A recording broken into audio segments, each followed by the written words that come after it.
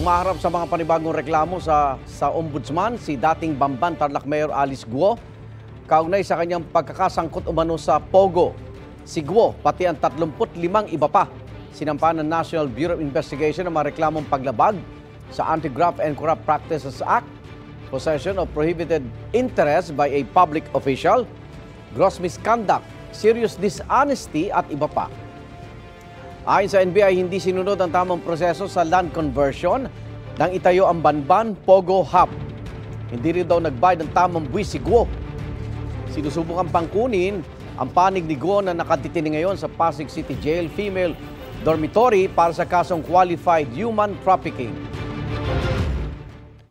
Nakita na mayroong isang property doon, ang appraised value is 3.9 billion.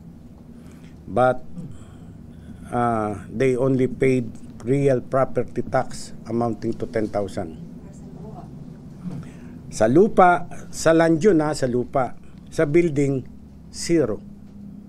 Hindi nagbayad.